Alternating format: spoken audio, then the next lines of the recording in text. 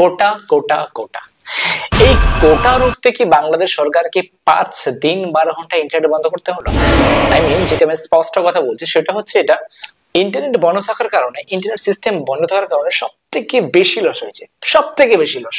সেটা হচ্ছে freelancer and software যারা সেবাদাতারা রয়েছেন এবং যারা ডিজিটাল মার্কেটাররা, তিনারা তথ্য মতামতে তিনারা স্ট্রেটলি বলছেন যে Bangladesh association of software and information services যে তথ্য মতামতে ওনারা বলছেন যে আমাদের এই ইন্টারনেট সিস্টেম বন্ধ থাকার কারণে 5 কোটিরও বেশি টাকা লস হয়েছে, 5 কোটিরও বেশি টাকা লস হয়েছে শুধুমাত্র এই ফ্রিল্যান্সার অ্যান্ড সফটওয়্যার, এই দুটো থেকে 5 কোটিরও বেশি ওনারা প্রকাশ্য বলে গেছেন যে 5 কোটিরও বেশি টাকা লস হয়েছে। তাহলে বুঝতে পারছেন, তারা টোটাল যদি আমরা ইকোসিস্টেমটা দেখি, ইকোসিস্টেমে কত লস হয়েছে, টোটাল যদি আমরা অল সার্ভিসেস দেখি, মনে করুন যে অনলাইনে যে সমস্ত সেবাগুলো পাওয়া যায়, টাকা লেনদেন থেকে শুরু করে, গ্যাস থেকে শুরু করে, নেট ব্যাংকিং থেকে শুরু করে, ডিজিটাল মার্কেটিং থেকে শুরু করে, ফ্রিল্যান্সার, ইউটিউব, গুগল, যত মানে বড় বড় ব্র্যান্ড থেকে শুরু করে ডিজিটাল মার্কেটার যারা বলছেন যে এই সমস্ত ব্যাপারে, এবং সব থেকে বড় ক্ষতি হয়েছে মানুষের পড়াশোনা এবং পরিবারের সাথে বিচ্ছিন্ন থাকা। দেশ থেকে তো ম্যাক্সিমাম মানুষ, ম্যাক্সিমাম না বললেও মিনিমাম টুকু মানুষ তো যারা রয়েছেন সৌদিতে রয়েছেন, কুয়েত, কাতার, যারা বিদেশে থাকেন, যারা বিদেশে যারা কোনো কাজের ক্ষেত্রে যান, যারা বিদেশে পড়াশোনা করেন, টোটালি পরিষ্কার ভাবে এখানে বোঝা গেছে যে ইন্টারনেট বন্ধ থাকার কারণে সরাসরি দায় কিন্তু বাংলাদেশ সরকারকে করা হয়েছে। ব্রডব্যান্ড যে ইন্টারনেট সেটা বন্ধ করতে 5 দিন 12 ঘন্টা কেন হলো? আচ্ছা, এতে কি মনে হচ্ছে কোথাও না কোথাও বাংলাদেশ সরকারের লাভ হচ্ছে? আচ্ছা, এতে কি মনে হচ্ছে যে 209 জন যে প্রাণ হারালো, তাদের মায়ের যে কোল খালি হলো এই আন্দোলনটা করতে গিয়ে, এতে কি মনে হচ্ছে যে বাংলাদেশ সরকারের লাভ হলো? আচ্ছা, এতে কি মনে হচ্ছে যে 2000 মানুষের বেশি, 2000-এরও বেশি মানুষ যারা আহত হয়েছে, এতে কি মনে হচ্ছে যে বাংলাদেশ সরকারের লাভ হয়েছে? নাকি এতে মনে হচ্ছে যে 9000 মানুষ অ্যারেস্ট হচ্ছে, এতে বাংলাদেশ সরকারের লাভ হয়েছে? ইন্টারনেট বন্ধ থাকার কারণ, ব্রডব্যান্ড ইন্টারনেট বন্ধ থাকার কারণ হচ্ছে 5 দিন 12 ঘন্টা যখন ইন্টারনেটটা বন্ধ ছিল, সরাসরি যারা ক্লেম করছে, সরাসরি যুক্তরাষ্ট্র যে সেবাদাতা, যে প্রতিষ্ঠানটা রয়েছে ক্লাউডফ্লেয়ার, ইন্টারনেট পর্যবেক্ষণ যারা রয়েছেন, তেনারা সোজাসুজি টুইটে বার্তা করছেন যে এর জন্য সরাসরি দায়ী করব বাংলাদেশ সরকারকে। যুক্তরাষ্ট্র ভিত্তিক অলাভজনক সংস্থা এরা স্পষ্ট টুইটে বার্তা দিয়েছে যে এর জন্য সরাসরি আমরা বাংলাদেশ সরকারকে দায়ী করব। এবার কথা হচ্ছে এটা যে কেন তারা দায়ী করবে, আর এর জন্য ক্লেমটা হচ্ছে 5 দিন যে ইন্টারনেটটা বন্ধ ছিল, 5 দিন 12 ঘন্টা, 18 থেকে 23 জুলাই পর্যন্ত বন্ধ ছিল। এটার জন্য কত লস হয়েছে আপনারা জানেন? এটা হয়তো অনেক মানুষ জানে না, যে হিসেবটা যদি মানুষকে দেখানো যায়, মানুষ আচমকা হয়ে উঠবে যে কি ব্যাপার, 5 কোটি গ্রাহকদের লস হয়েছে। এবার ভাবছেন কিভাবে? এখন হচ্ছে ম্যাক্সিমাম মানুষ ইন্টারনেটে টাকা তোলে, অনলাইনে টাকা তোলা হয়, ফ্রিল্যান্সিং করা হয়, ডিজিটাল মার্কেটিং করা হয় এবং ড্রপ শিপিং করা হয়, অ্যাফিলিয়েটিং করা হয়, ইউটিউব, গুগল, এবং আপনার অনলাইনে পেমেন্টটা তো বলেই দিলাম, তারপর গ্যাসের যে ব্যাপারটা থাকে। এখন ম্যাক্সিমাম জিনিস হচ্ছে অনলাইন। 5 কোটি গ্রাহকের লস হয়েছে, 5 কোটি, একটা নয়, দুটো নয়, 1 লাখ নয়, 2 লাখ নয়, 5 কোটি গ্রাহকের লস। এটা কি মনে হচ্ছে না যে শুধু গ্রাহকের লস না, এতে পড়াশোনার অনেক বড় একটা ক্ষতি হয়েছে। 5 দিন ইন্টারনেট অফ, কত পরিবারের সাথে মানুষ যুক্ত ছড়া ছন্ন ছড়া হয়েছে। এতে পুরো সরাসরি লস হয়েছে প্রাইম মিনিস্টার শেখ হাসিনার, বাংলাদেশ সরকারের। কিন্তু মানুষকে এড়ানো যাবে কিভাবে? মানুষ যেটাকে সংশোধন বলছে, যেটা সংশোধন হচ্ছে, এটা কোনো দিক থেকে সংশোধন হচ্ছে না। এতে বরং লস হচ্ছে যে বাংলাদেশ সরকার, স্টুডেন্ট এবং পিছিয়ে পড়া মানুষদের, যারা মিডল ক্লাস থেকে আরো লোয়ার ক্লাসে বসবাস করছে, তাদের তো ভীষণ পরিবার লস হচ্ছে। কারণ হচ্ছে এটা, এই যে কোটার জন্য মানুষের ক্যারিয়ারটা টোটালি নষ্ট হচ্ছে। এবার বলছেন ক্যারিয়ারটা নষ্ট হচ্ছে কেন?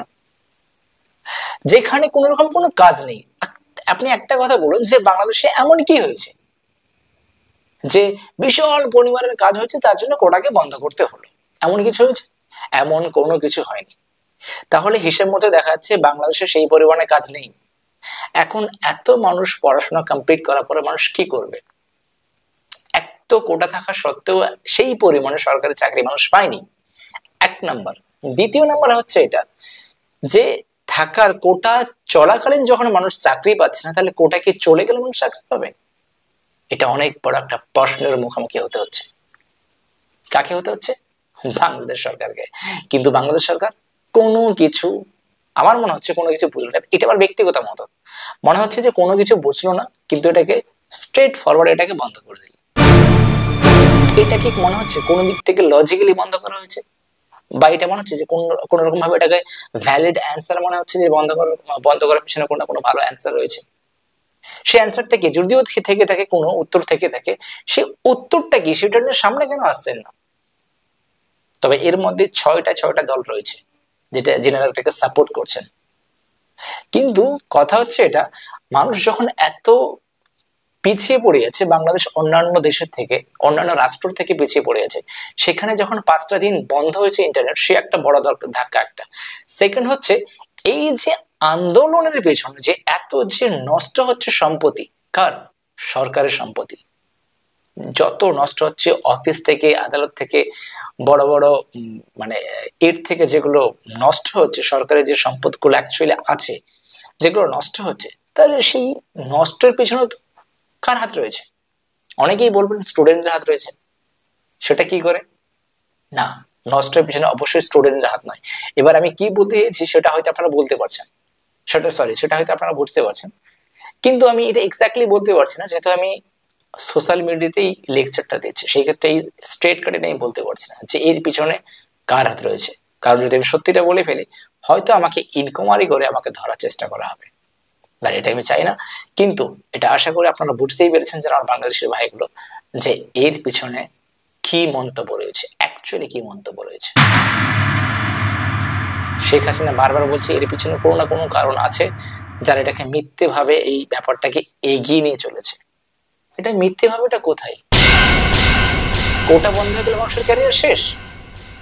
একদম সত্যি, এটা পরিষ্কার ক্লিয়ার, একদম পরিষ্কার পরিচ্ছন্ন ভাবে বোঝা যাচ্ছে যে কোটা বন্ধ হয়ে গেছে। কোটা থাকাকালীন তো মানুষ চাকরি পায়নি, যখনই থাকাকালীন কোন রকম কিছু চাকরি পায়নি মানুষ, কিন্তু বন্ধ হয়ে গেলে চাকরি তো আরো পাবেই না।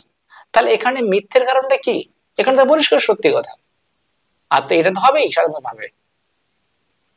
মানুষ আশাপেক্ষবাদী, মানুষ আশা নিয়ে বেঁচে থাকে যে আমি এত পড়াশোনা করছি, এরপরে কিছু একটা আমি করতে পারবো।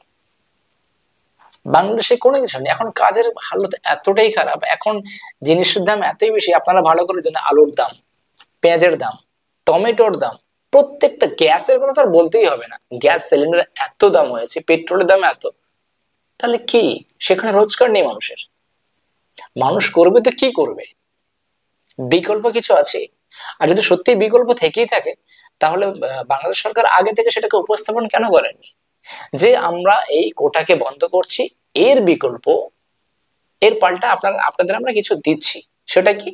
সেটা উপস্থাপন করো, সেটা দেখাক যে আমরা এটা উপস্থাপন করতে পেরেছি আপনাদের সামনে, যে এর বিকল্প হচ্ছে এটা, আর এটা হচ্ছে বেটার। তাহলে সেটা তো অবশ্যই মানুষ বুঝবে যে না, সরকার যেটা করছে সেটা আমাদের জন্য ভালোই করছে। কিন্তু তার এগেনস্টে তো যখন কেউ দাঁড়াচ্ছে, তখন তাকে তো একটা মানে রোখানোর চেষ্টা হচ্ছে। কোটা রুখতে কি 5টা দিন 12 ঘন্টা ইন্টারনেটকে বন্ধ করতে হলো?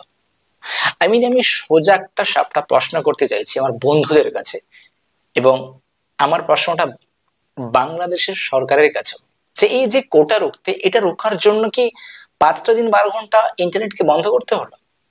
জানি না এর সত্যিটা এখনো কোথায় লুকিয়ে আছে, সেটা হয়তো আমরা আস্তে আস্তে ধীরে ধীরে আমরা সকলেই বুঝতে পারবো যে রহস্যটা কি। আবার হয়তো বন্ধুরা এই পর্যন্ত, এবার নেক্সট খবর যে কি আসতে চলেছে সেটা আপনারা শুনলে আপনাদের চোখ কপালে উঠে যাবে। ওয়েট করুন, পরে ভিডিওতে অবশ্যই আসছে। ভালো থাকবেন, থ্যাংক ইউ।